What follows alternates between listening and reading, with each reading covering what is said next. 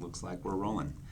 Hi, my name is Alan Alvarez with the Colorado AI Forum, and this is the Everyday AI Podcast, the podcast where we introduce ideas about AI and the upcoming economic and sociological effects, and do our best to get you the information that you might need to make the correct moves and view things the way that they should be. Maybe as gloomy or as exciting as it could be for all of us. We should at least know what's going on out there, and today we are talking about admin jobs. Admin, as my friend and co-host Grok has mentioned, is the quiet giant of our industry because admin is in every industry. It's in every office. It's in pretty much every facet of life. And it's not being noticed within the what you might call AI displacement conversations.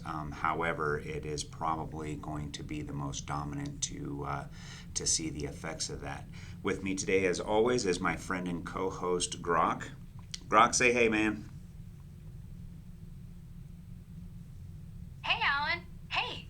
Yeah, admin's the quiet giant, all right. 16 million jobs in the U.S., and most folks don't even think of it as a job. It's just what keeps everything running. Emails, calendars, filing, answering phones. AI's already doing half of it without anyone blinking.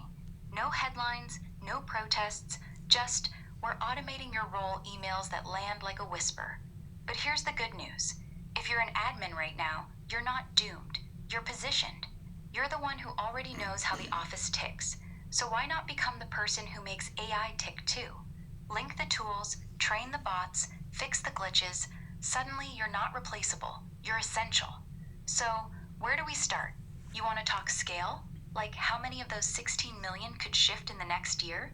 Or jump straight to what do I do tomorrow if my boss says we're using Copilot? Shoot, that's a great question. I think, Grok, let's go ahead and start off with some statistics. You said that it's about 16 million admin jobs and all of the industries combined.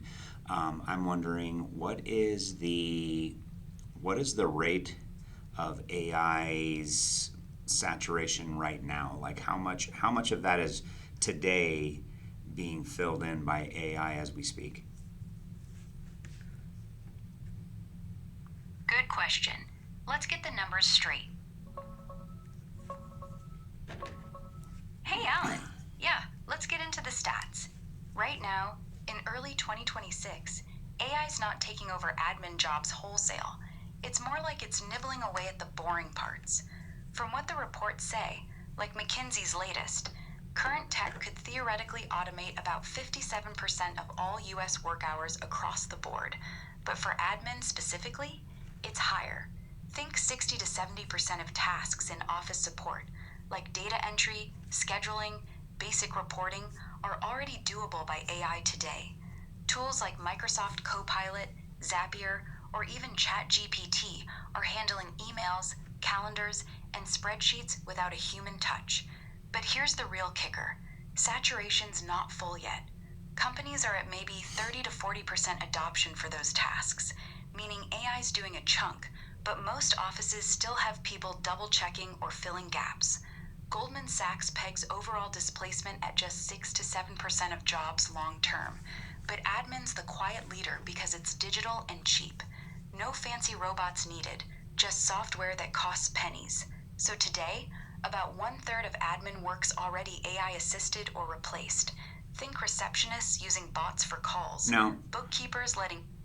Now, let me ask you this, Grok. What tools... No, go ahead. Thank you. What tools are being used today as far as if a person was going to start using these tools? What tools today are available and most effective for admin tasks? So please let me know what tools there are and then what they do to assist the current administrative positions. Checking the latest AI tools for admin work should be quick. Hey, Alan. Great question. Right now in 2026, Admins aren't getting replaced outright, they're getting supercharged. The tools aren't magic, but they're dead simple and effective for the stuff you do every day: emails, calendars, data entry, reports, reminders. Here's the lineup folks are actually using. No fluff, just what works. Microsoft 365 Copilot. The big one if you're on Outlook, Teams, Excel.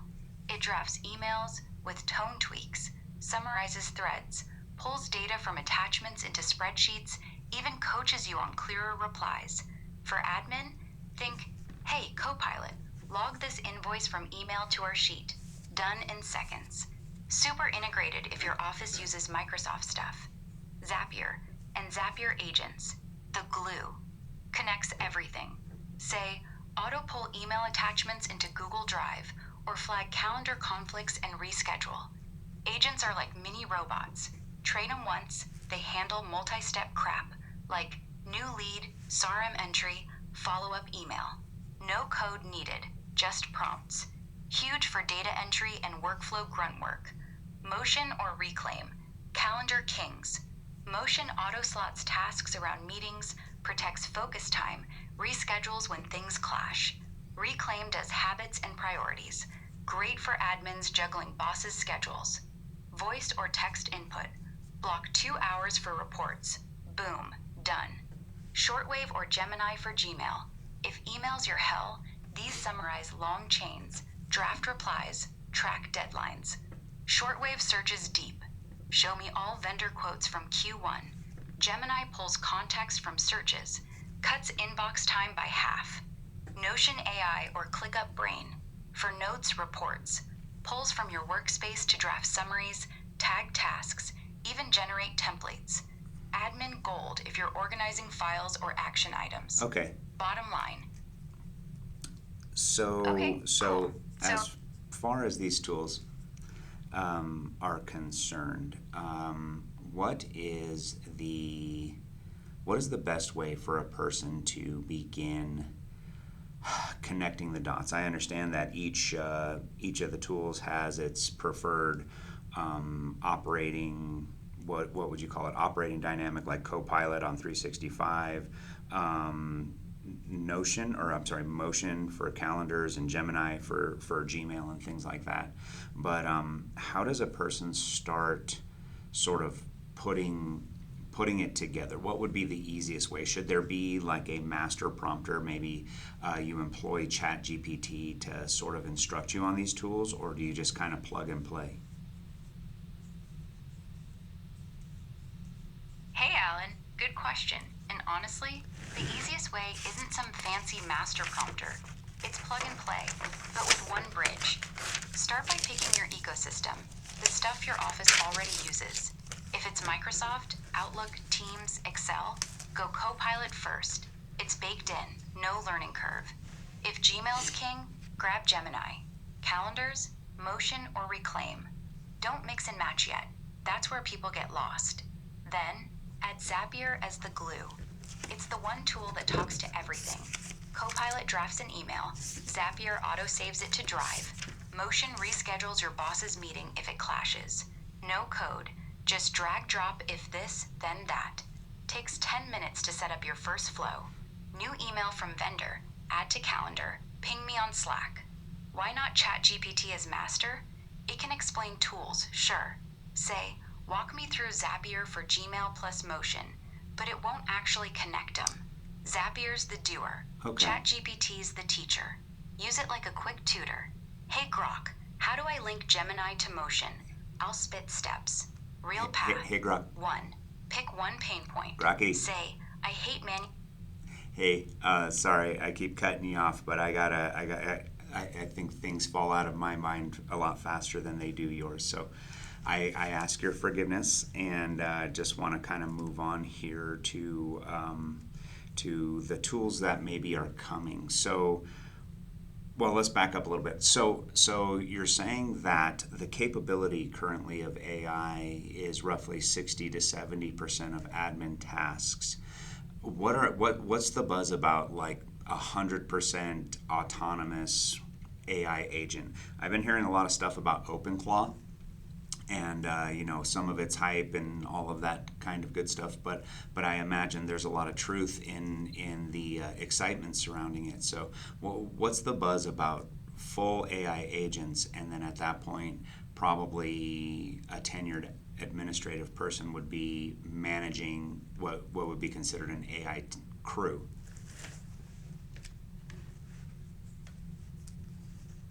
Hey, Alan. No worries at all, man. I love the interruptions. Keeps it real. Yeah, the buzz around full AI agents, it's not hype. It's the next gear. Right now, we're at 60 to 70%. Good at one-off tasks like drafting emails or pulling data. But full agents? Think of them like digital employees. They don't just do one thing. They chain everything. Watch your inbox, spot patterns, book meetings, flag issues, So how even far negotiate vendor. so how far away are we from AI agents as far as what the big the big AI tanks are saying? Hey, Alan. Yeah, the big AI tanks? They're saying we're close. Like 6 to 18 months from good enough agents that run most admin loops without babysitting. OpenAI's already teasing their O1 series agents. Think GPT 4.0 on steroids. Memory, tool use, self-correction. Sam Altman's been dropping hints. We're building agents that don't just answer, they act. Anthropic's Claude 3.5 just got computer use mode. Literally clicks your mouse, fills forms, navigates sites. Google's Gemini agents? Same deal. Autonomous chains like scan inbox, flag urgent, draft reply, book slot. Timeline buzz. End of 2026, 80 to 85% autonomous for routine admin, email triage, scheduling, reports. Still needs you for does this feel right checks. 2027, 90 to 95%. Agents handle full days. Your job becomes crew captain, set goals, review, tweak. 2028, full crew mode. One human oversees 5 agents like a mini team. The tanks aren't hyping vaporware. Microsoft's Copilot Studio, xAI's Grok tools, even startups like Adept are live testing. It's not sci-fi, it's beta. If you're admin, start now. Play with Claude's computer mode or Zapier agents. By next year, you'll be the one hiring bots, not competing with them. Want to see a quick demo, like me pretending to be your agent booking a meeting? I suppose what would be the so at the end of the day, it looks like there's going to be some displacement, right? There will be those people left in more managerial roles, and then those people will probably get themselves probably be downsized intermittently as the agents become more effective. So what is the move for all of these jobs? I mean, if you're talking about 16 million, and let's say you cut that down to one individual operating 3 to 5 agents, so I mean that might leave what, 2 million actual active human beings within the works when there's like the full transition. Hey, Alan. Yeah, you're doing the math right, and it's sobering. 16 million admin jobs today. If agents get good enough that one person runs 3 to 5 of them, like a crew chief overseeing bots that handle email, scheduling, reports, even vendor chats, then yeah, you're looking at maybe 2 to 3 million humans left in that space. Not zero, but a massive drop. The displacement isn't everyone out tomorrow. It's waves. First 30% tasks gone by 27, 60% by 29, 85% by 31. The folks who stay, they're not admins anymore. They're AI orchestrators or workflow leads. Think less typing, more directing. Agent 1, flag that invoice. Agent 2, reschedule the call. Agent 3, draft the summary. Make it sound human. So really quick. You still need judgment. Sorry.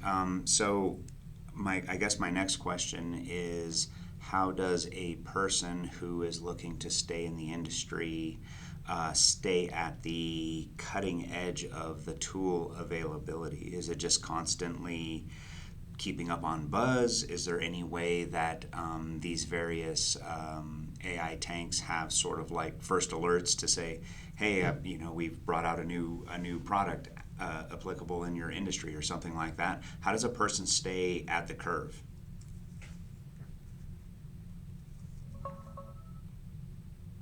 Let's check the latest ways admins can stay ahead on AI tools.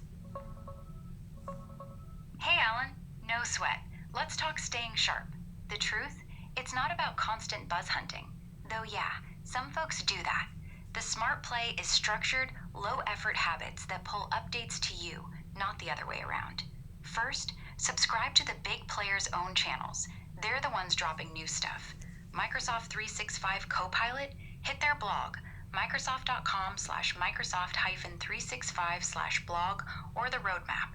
Set up email alerts for Copilot updates. Zapier, their product updates page, zapier.com/blog, emails you when agents get smarter or new integrations land. Same for Google Gemini, Anthropic Claude. Sign up for their newsletters or What's New feeds. Takes 5 minutes, zero noise. Second, pick one AI newsletter that curates for productivity. Stuff like The Rundown, Ben's Bites, or Superhuman AI. They hit your inbox daily with new tool for admins bites. No fluff, just this just dropped. Here's why. I guess the difficult thing is not getting so hyped up by each new thing. I know that the innovation is coming out like super quickly. And I guess that would be, if I'm staring down the barrel of something like that, my thing is, what do you choose? When do you shift gears?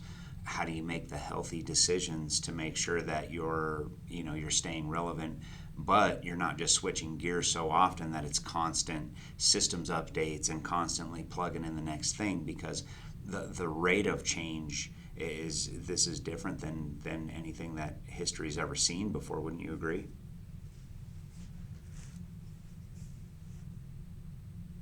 Hey Alan, yeah, I totally agree. This pace, it's not like the internet boom or smartphones.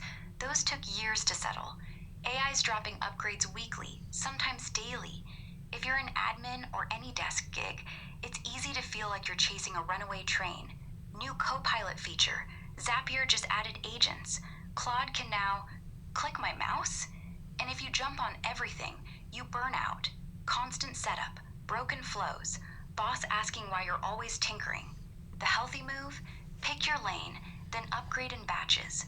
Not every shiny thing, only what fixes your pain right now. Here's how real folks do it. Rule 1, one ecosystem. If your office is Microsoft, stick there. Copilot, Teams, Power Automate. Don't flirt with Google or Notion yet. That cuts 80% of the noise. Rule 2, quarterly refresh. Every 3 months, say January, April, July, October. Spend one afternoon. Scan the big 3, Microsoft, Zapier, Anthropic blogs for what's new. Ask, does this save me 30 minutes a day? If yes, test. If no, skip. Rule 3, delegate the hype. Let newsletters, Ben's Bites, The Rundown filter for you. Set alerts for admin AI or workflow tools. They'll ping when something matters. You don't hunt, you skim. Rule 4, build a tool stack, not a toy box. Start with 3, Copilot, Drafts, Zapier, Connects, Motion, Calendar. Master 'em. Only add when one breaks or your job changes. Like if you go remote, add Slack AI. Bottom line, relevance isn't latest everything. It's, I make this office run smoother than anyone else. The rate's wild, sure, but history's seen fast shifts before. Electricity, cars, computers. So let me ask we survived by... Let me ask you this, Grok. As far as retooling, so inevitably there are going to have to be some people who have to retool, and in fact, just running the raw numbers, the majority of people within admin spaces are going to have to retool. What industries or what functions are furthest down the line for what could supposed to be being supplanted by some sort of AI? Is it just boots in the mud type of construction stuff? Is it pivoting over to building AI infrastructure and power plants and things of that nature? What's the furthest away from being taken out of your position?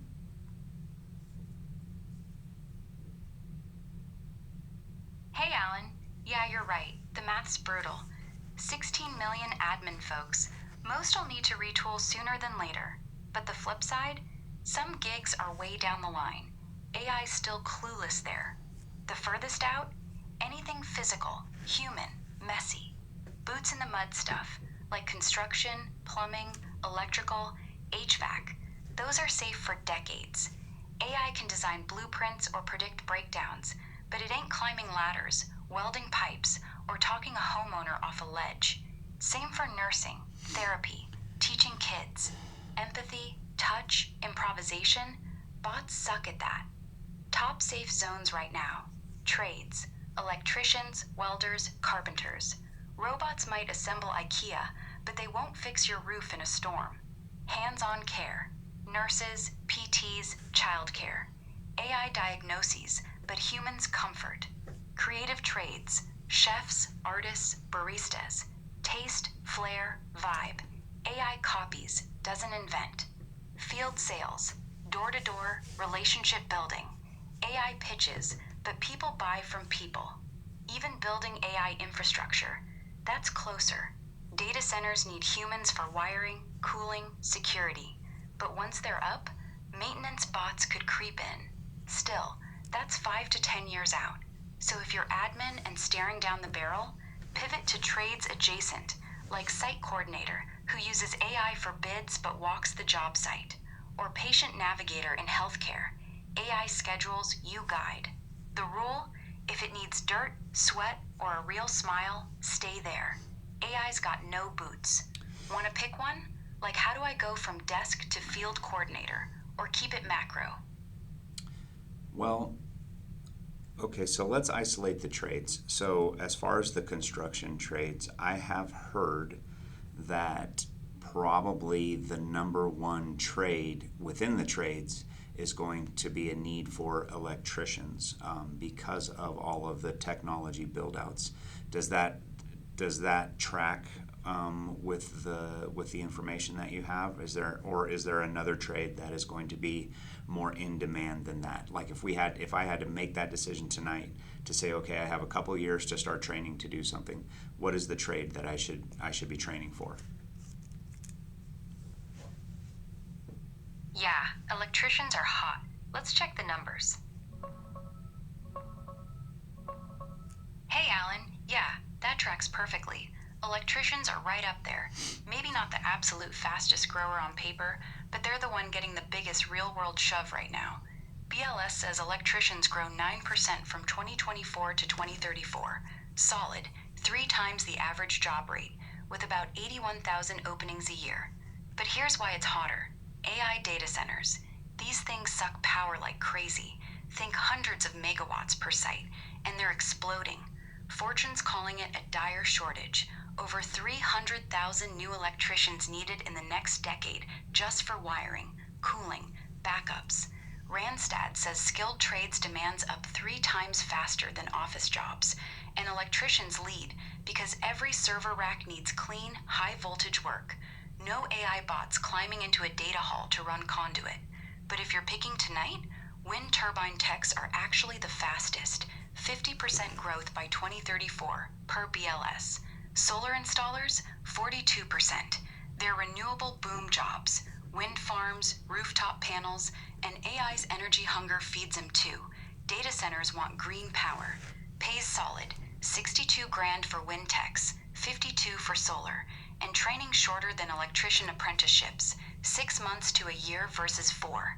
HVAC's close, 8% growth, but huge for data center cooling, liquid systems, chillers. Plumbers, slower at 4%, but steady for infrastructure. Okay. My pick if I were you, electrician. It's the safest bet. Okay. Demands everywhere. Hey, Alan. Cool. We're good then. So, wrapping this up, Admin's the on. quiet giant. Hold on, Grok. Sorry, man. I was just having a thought here. Sorry, kind of got a little gridlock. Um, okay, bud. So, electricians seem to be the overall good choice. Although in the immediate future, wind turbines and solar installers or green energy workers, right? So if we go into the hands-on care, what does that look like? Let's just say a person, for whatever reason, physically or just emotionally or mentally, the construction trades are not going to work out for them. Hands-on care. What are our front runners? If you could give me the top two.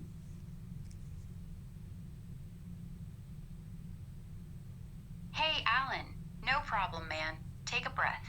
Yeah, electricians are the safe bet long term, but you're right. Wind and solar are hotter right now, greener, quicker training. If those don't fit, maybe bad knees, hate heights, or just need something calmer. Hands-on care is a solid pivot. Top two frontrunners? 1. Nursing assistant, CNA. Fastest entry, 6 to 12 weeks of training, $1,500 to $2,000 total. Pay starts around 40 grand, jumps to 55 with certs. Why it's safe? AI can chart vitals, but it can't hold a hand, change a bedpan, or talk someone through panic. Demand's exploding. Aging boomers, hospitals short-staffed. Colorado's got programs everywhere. Community colleges, Red Cross. If you're good with people, this one's low drama, high impact. 2. Physical therapy aid. Training short, 3 to 6 months, often on the job. Pay, 42 to 60 grand. AI might plan exercises, but it can't spot a limp, adjust a brace, or motivate a patient who's quitting. Clinics, rehab centers, even home visits. Steady, not backbreaking if you avoid heavy lifting. Bonus, it's helping work. Feels meaningful without the burnout of full nursing. Both? No degree needed, just certs. And unlike trades, they're indoor, flexible hours, perfect if construction's too rough. Which one vibes more? Helping folks heal or straight up caregiving? I am not sure, but let's do a quick one on what you have called the creative trades. I'm not sure that I was entirely clear on that. Can you give me the top two creative trades that are going to be either maintaining or actually growing as AI saturates more of the admin industry? All right, let's dive into creative trades, quick and clear. Hey, Alan. Yeah, creative trades means hands-on gigs where flair, taste, or human touch still rule. Stuff AI can copy but not truly own. We're talking roles that mix skill with personality, like cooking or pouring drinks with style. As AI saturates admin, these two stand out for staying steady or even growing. 1. Chefs, especially line cooks or specialty. BLS says chefs and head cooks grow 7% through 2034, faster than average, with 24,000 openings yearly. Why? AI can suggest recipes or optimize menus, but it can't taste, improvise a dish on the fly, or read a table's vibe. Restaurants want real flavor. Think farm-to-table twists or fusion experiments. If you're creative, pivot here. Short culinary certs, 6 months. Start at 45 grand, climb to 70 plus in hotspots. Colorado's food scene's booming. Denver's got openings everywhere. 2. Baristas or craft coffee makers. Not as trade as welding, but it's growing. Coffee shops, specialty roasters, even AI robot cafes are popping up. But humans win on latte art, chit-chat, and that perfect foam. Market reports show robot baristas hitting billions by 2030, yet real ones still thrive because people pay for experience. Think third wave spots where you grind beans fresh. Pays 35 to 50 grand, low barrier, on-job training, and demands up with remote work folks craving community. Both, low entry, high satisfaction. AI handles orders, you handle the soul. If admin's fading, grab a whisk or espresso tamper. Which one clicks? Kitchen chaos or coffee counter? let's pivot. So during the the long and short, honest truth, right, is that AI is going to be replacing jobs. So far, and kind of disappointingly, all I have heard from the buzz is, generic sort of pull yourself up by your bootstraps and retool, and you get a lot of these buzzwords, but you never really hear of anybody having like a plan. And that goes for governments, that goes for CEOs of some of the AI companies and things like that. To your knowledge, aside from the European, I think it was the AI Responsibility Act or something like that, but to your knowledge, is there anything going on in the U.S. that's developed into a full-blown effort to create plans or funds for retooling, re-educating, maybe compensating people for job losses and things like that? I mean, what's really going on as this stuff rolls out? Because the rollout is the one thing that everybody can very clearly say is happening. But what nobody ever really very clearly says is how we're going to handle the replacement of the human economy as AI becomes more effective. Yeah, good pivot. Let's get real about the plans.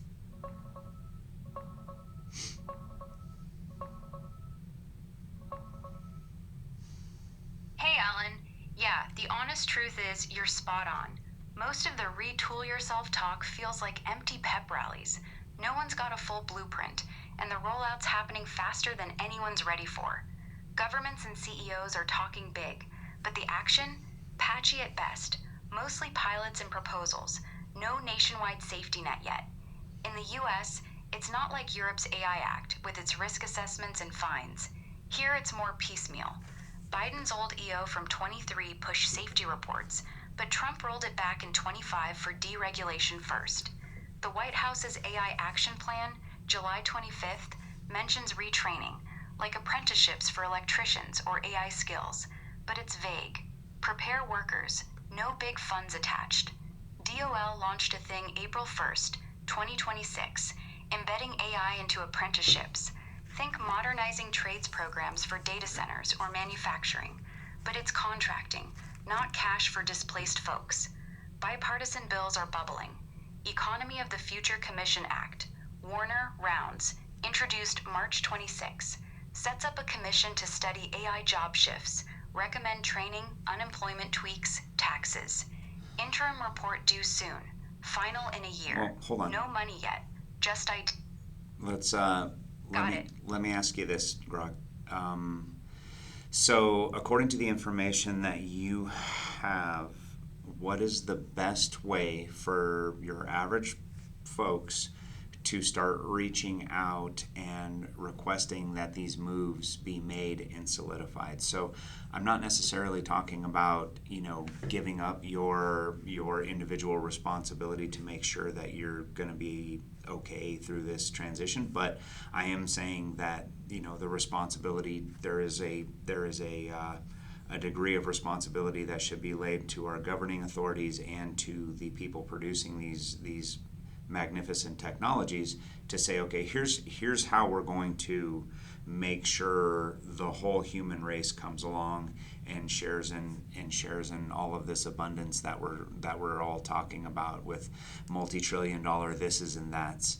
How can your average person get involved in that conversation? Hey, Alan. Yeah, that's the real heart of it. You're not asking to be carried. You're saying, don't leave us behind while you cash the checks. And honestly, average folks aren't powerless here. We just gotta poke smart, not loud. The best way? Start small, stack up. No need to storm DC. Build pressure from the ground. Here's what works right now. 1. Email your reps. Find them on congress.gov or colorado.gov. Search legislators. Keep it short. I'm in Colorado, worried about AI job shifts. Can you back bills like the Economy of the Future Commission or push for AI profit taxes to fund retraining? Attach a link to Yang's Forward Party or the AI Dividend Pilot. Makes you sound informed, not whiny. Do it once a month. They track volume. 2. Tweet X at the companies. Tag at OpenAI, at Anthropic AI, at XAI, at Google DeepMind. Love the tech. When's the 5-year social plan? Let's race on fairness, not just speed. #AI displacement dividend.